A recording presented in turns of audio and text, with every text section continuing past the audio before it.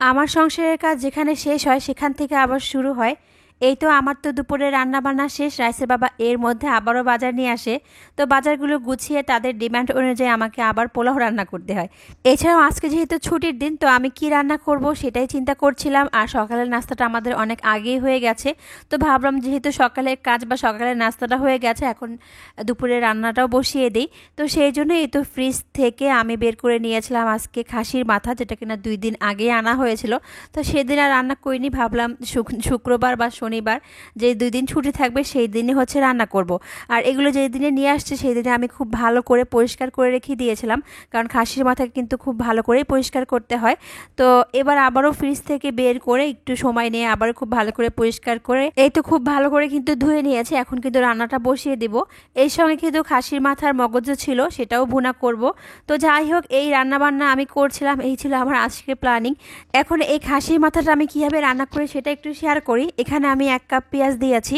তো এই পেঁয়াজের মধ্যে এলাচ, দারুচিনি, তেজপাতা এগুলো তো দেওয়াই হয়েছে। দিয়ে তো কিছুক্ষণ ভাজলাম। তারপরে বড় বড় সাইজের 2টা টমেটো আমি এখানে কেটে দিয়েছি। দেওয়ার পরে আমি এখানে হলুদের গুঁড়া, মরিচের গুঁড়া দিব, তারপর হচ্ছে জিরা গুঁড়া দিব এবং দিব হচ্ছে গরম মশলার গুঁড়া। আর সব মশলার পরিমাণ কিন্তু আমি বুঝিয়ে দিচ্ছি। এই তো আমি কিন্তু যে পট থাকে, মশলার যে পট বা যে বয়ামগুলো থাকে সেখান থেকে এরকম করে সবসময় দিই, কারণ আমার ধারণা হয়ে গেছে কতটুকু দিলে কীরকমটা হবে। তো যাই হোক, এই তো আমি এখানে এখন পেঁয়াজ বাটা এবং হচ্ছে আদা রসুন বাটা একসঙ্গে করে নিয়েছিলাম, সেগুলোই আমি এখানে কিন্তু পরিমাণ মতো দিয়ে দিয়েছি। এক্সট্রা করে আদা রসুন বাটা এবং পেঁয়াজ বাটা ছিল না, তো আবারও কেটে সব মিলে একসঙ্গে ব্লেন্ড করে পরিমাণ মতো তো দিয়ে দিলাম। এখন খুব ভালো করে কিন্তু মশলাটা কষানো হয়ে গেছে, পানিও দিয়েছিলাম মশলাটা কষানোর সময়। আর এই টমেটো কিন্তু গলে যাবে যখন আমি মাংসটা খুব ভালোভাবে কষিয়ে নিব আর কি। এখনই কিন্তু খুব নরম হয়ে গেছে। চাইলে কিন্তু এই টমেটোটা আপনারা হচ্ছে ব্লেন্ড করে দিতে পারেন এই মশলার সঙ্গে, কোনো সমস্যা নেই। এখন আমি এই তো খাসির মাথার মাংসগুলো দিয়ে দিব, দিয়ে খুব ভালো করে কষিয়ে নিব। আর সাধারণত খাসির মাথার মাংস তারপরে গরুর মাথার মাংস দিয়ে কিন্তু বুটের ডাল খেতে খুবই ভালো লাগে। তো আজকাল বুটের ডাল দিয়ে আমি রান্না করব না। আর এখন যদি বুটের ডাল দিয়ে রান্না করতে যাই তাহলে ডাল ভিজিয়ে রাখতে হবে প্রায় 3-4 ঘন্টার মতো, নাহলে ডাল কিন্তু সেদ্ধ হতে চায় না।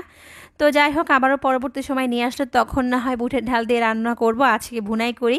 আর এখানে হচ্ছে যে খাসির মাথার মগজগুলো ছিল সেটা একটু ভুনা করব। আমি একটু মশলা কিন্তু আমি খুব ভালোভাবে এদিকে আবার কষিয়ে নিয়েছি মাংস যখন রান্না করছিলাম আর কি। আর এই তো আমি এখানে খুব ভালো করে এই খাসির মাথার মগজগুলো কিন্তু ধুয়ে নিয়েছি। ধুয়ে নেওয়ার পর একটু হলুদের গুঁড়া, মরিচের গুঁড়া দিয়ে আর লবণ দিয়ে মাখিয়ে রেখে দিয়েছিলাম, সেটাই কিন্তু এখন দিয়ে দিলাম যখন মশলাটা খুব কষানো হয়ে গেছে। এরপর এই মশলার মধ্যে দেওয়ার পরে সামান্য একটু পানি দিয়ে একটুখানি হচ্ছে কষিয়ে এবং খুব ভালো করে কিন্তু রান্নাটা করে নিয়েছে। শেষের দিকে একটুখানি হচ্ছে ভাজা জিরা গুঁড়া দিলাম। এখন নামিয়ে ফেলবো, সেটাও কিন্তু ভুনা হয়ে গেছে। আর এইদিকে খাসির মাথার মাংসটাও আমি খুব সময় নিয়ে কষিয়ে নিয়েছি। আর একটু সময় নিয়ে কষিয়ে নেওয়ার কারণেই কিন্তু মাংসের কালারটা খুব সুন্দর হয়। তো যাই হোক, এই তো আমি কিন্তু পরিমাণ মতো পানি দিয়েছি। পানি দেওয়ার পরে এরই মধ্যে কিন্তু রান্নাটাও হয়ে যাবে। আমার কিন্তু এখন মোটামুটি সব রান্নাই কমপ্লিট, এখন শুধু ভাত রান্না করলেই হয়ে যাবে। তো তারপর এই তো আমি এখানে হচ্ছে পটল ভাজা করছিলাম। পটল ভাজা করলে মনে মনে ভাবছিলাম যে ভাতটা বসিয়ে দিব, এরপর হচ্ছে বাকি কাজগুলো করে নেব।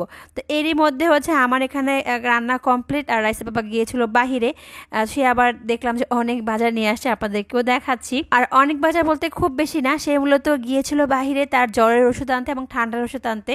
তো তারপরে তার আশেপাশে বা চোখের সামনে যা পড়েছে সেইগুলোই নিয়ে আসছে। তো তার মধ্যে আবার পোলাও চাল নিয়ে আসছে, বলছে যে তোমার কি রান্না হয়ে গেছে নাকি? আমি হ্যাঁ হয়ে গেছে, শুধু ভাত রান্না করলেই হবে। ভাত রান্না করো না, পোলাও চাল নিয়ে আসছি, পোলাওটাও রান্না করে ফেলো। তো এই হচ্ছে আমাদের অবস্থা, মানে আমার সংসারের অবস্থা আর কি। যেখানে আমার কাজকর্ম শেষ হয়ে যায় সংসারে, সেখান থেকে আবার শুরু হয়। আর এই যে দেখেন যে তরমুজটা নিয়ে আসছে, এই তরমুজটা দেখে আমার পুরো মনটা ভালো হয়ে গেছে, কারণ এই সিজনে এরকম তরমুজ একটাও নিয়ে আসতে পারিনি। তো তরমুজটাও মাসাল্লাহ খুব মিষ্টি ছিল। তাও আবার 120 টাকা দিয়ে হচ্ছে এই তরমুজটা নিয়ে আসছে।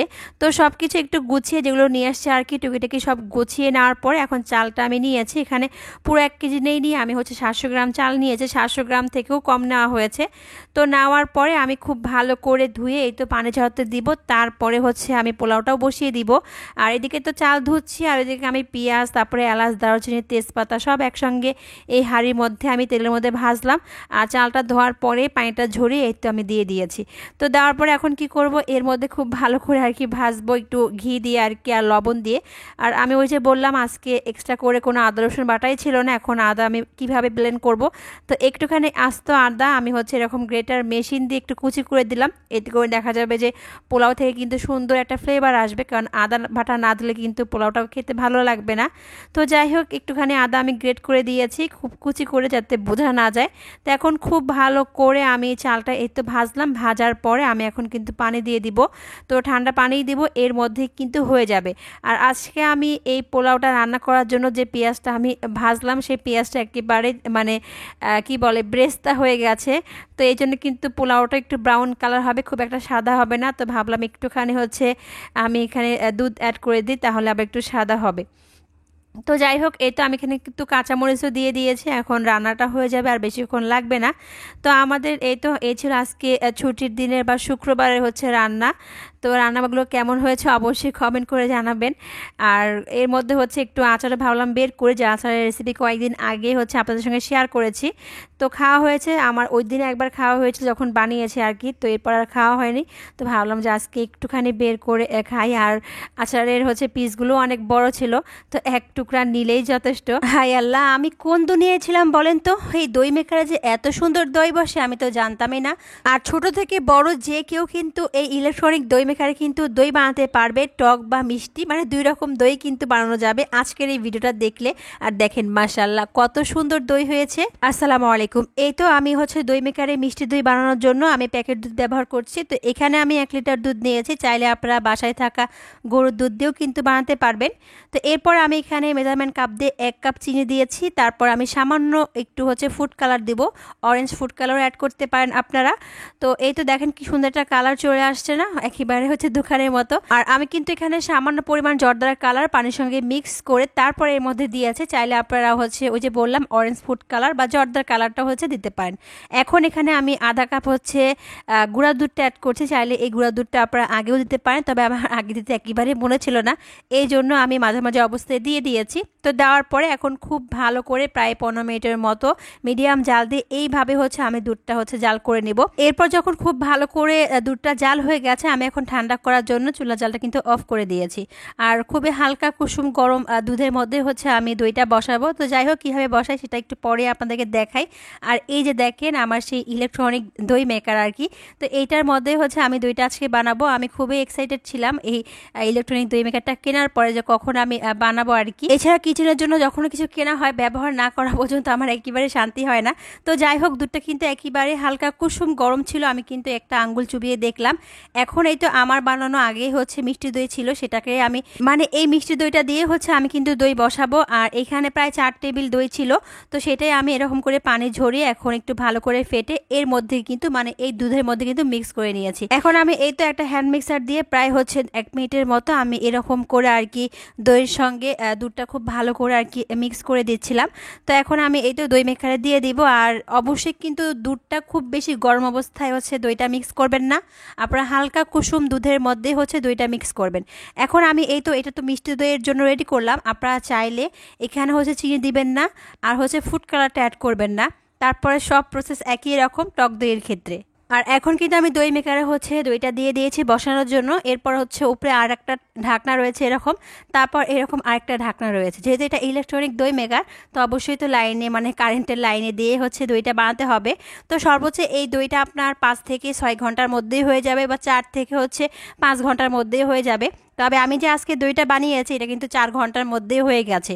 2 ঘন্টা পরে বা 3 ঘন্টা পরে বারবার কিন্তু উঠিয়ে দেখবেন না যে দইটা হয়েছে কিনা। প্রায় হচ্ছে 2 ঘন্টা বা 3 ঘন্টা পরে আপনারা দেখবেন যে দইটা জমেছে কিনা। যদি দেখেন না আরও 1 ঘন্টা লাইনে রাখলেই হচ্ছে দইটা হয়ে যাবে, তাহলে আরও 1 ঘন্টা আপনারা রেখে দিবেন। তো সর্বোচ্চ আপনারা হচ্ছে 5-6 ঘন্টার মধ্যেই হচ্ছে দইটা আপনারা বানাতে পারবেন।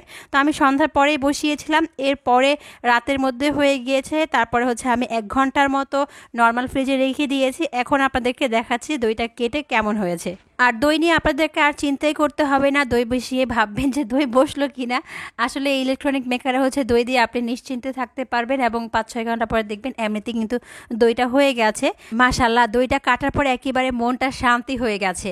আর যাদের দই মেকার আছে তারা এখন পর্যন্ত পারফেক্ট দই বানাতে পারেননি দই মেকার, আশা করি আজকের ভিডিওটা আপনাদের ভালো লেগেছে। নতুন দেখলে আমার পেজটা কিন্তু ফলো দিতে ভুলবেন না, আর ভিডিওটা বেশি করে শেয়ার করে দেবেন, সবার কাছে রিকোয়েস্ট রইল। আর হ্যাঁ, আপনারা এখন ভাবছেন না আপু কোন পেজ থেকে এই ইলেকট্রনিক দই মেকারটা নিয়েছে, কারণ আমার সব জিনিসই তো আপনাদের পছন্দ, বিশেষ করে কিচেনের। তো যাই হোক, যে পেজ থেকে আমি নিয়েছি সেই পেজের নামটা কমেন্ট এবং ডেসক্রিপশন বক্সে দিয়ে দিব, চাইলে আপনারা সেখান থেকে এই দই মেকারটা অর্ডার করতে পারেন। আজকে এই পর্যন্তই।